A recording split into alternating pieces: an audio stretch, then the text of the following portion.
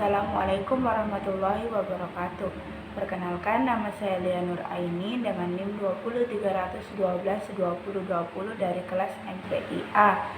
Baik, adanya saya di sini, saya akan menerangkan sedikit pengertian tentang quality. Quality atau mutu merupakan sebuah konsep yang terkontraduktif, sebab di satu sisi mutu itu dapat disebut sebagai konsep absolut, sedangkan di sisi satunya lagi mutu itu dapat disebut sebagai konsep relatif. Mutu itu juga dapat didefinisikan sebagai dasar penilaian suatu objektif untuk meningkatkan kualitasnya.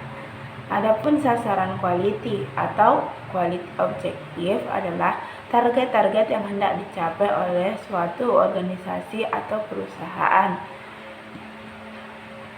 Sasaran mutu itu juga harus teratur dan terarah. Seperti contoh, sebuah perusahaan manufaktur ingin meningkatkan mutunya dengan cara mengurangi angka reject sebesar 2% pada tahun 2023.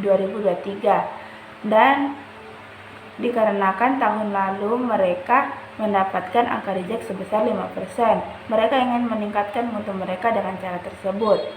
Jadi, perbaikan yang hendak dilakukan itu harus dijelaskan secara rinci.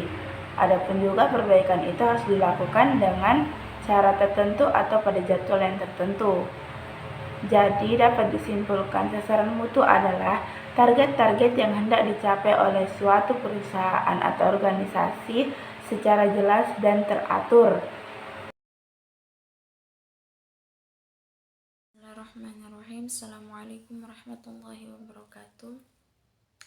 Perkenalkan, saya Nur Wahida dari kelompok 6 akan melanjutkan materi dari teman kelompok saya. Saya akan membahas mengenai bagaimana memahami pelanggan dan kepuasan pelanggan tersebut. Konsep pelanggan atau pandangan tradisional pelanggan adalah orang yang membeli dan menggunakan produk atau jasa kita atau barang kita. Nah, pelanggan adalah orang yang tidak bergantung kepada kita, akan tetapi kita yang bergantung kepada mereka yang membeli barang kita.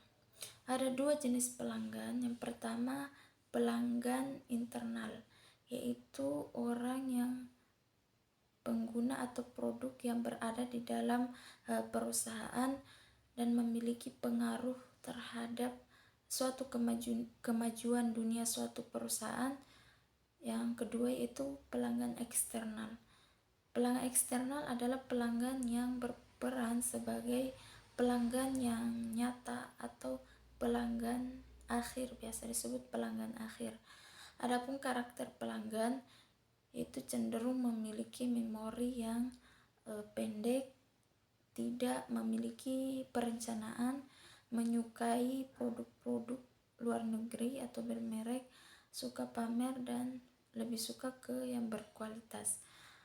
Adapun pengertian kepuasan pelanggan, kepuasan pelanggan adalah tingkat perasaan seseorang setelah mengonsumsi produk atau jasa terhadap kebutuhan, keinginan, dan harapan yang diinginkannya. Assalamualaikum warahmatullahi wabarakatuh. Perkenalkan, nama saya Nur Rahmi, NIM terakhir 12 dari kelompok 6 akan melanjutkan materi selanjutnya, yaitu strategi kepuasan pelanggan. Yang pertama yaitu strategi penyerangan agresif. Dalam menjerat pelanggan, agresif dalam arti memiliki persiapan yang matang untuk menyerang. Cara menerapkannya yaitu melakukan promosi dan memberikan hadiah pada pelanggan lama maupun baru. Selanjutnya, strategi defensif atau bertahan. Mempertahankan yang sudah ada dilakukan untuk meningkatkan fasilitas pelayanan uang dimiliki, seperti A. Menyediakan beberapa fasilitas, B. Memberikan souvenir kecil, C. Mengirim kartu ucapan. Selanjutnya bagian F, yaitu ciri pelanggan yang puas. Yang pertama, loyal terhadap produk. Kedua, adanya komunikasi dari suatu ke yang lainnya bersifat positif. Ketiga, perusahaan menjadi pertimbangan utama ketika membeli produk. Bagian G, pengukuran kepuasan konsumen. Yang pertama, sistem keluhan dan saran, mengumpulkan info dari konsumen. Selanjutnya, survei kepuasan konsumen melalui wawancara. Terakhir, host shopping dengan membandingkan.